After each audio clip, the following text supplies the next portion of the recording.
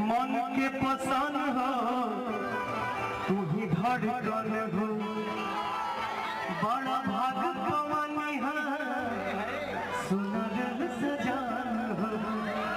इन दोनों की जोड़ी बहुत प्यारी लगती थी पहले, पता नहीं किसकी नज़र लग गई इनकी जोड़ी को। अब ठेका लिए सिखाने का तो आपको ही करना पड़ेगा ना। और क्या आप लोग हैं ना साथ में मेरे? बिल्कुल मैम, हमेशा आपके साथ रहेंगे सभी। नीचे से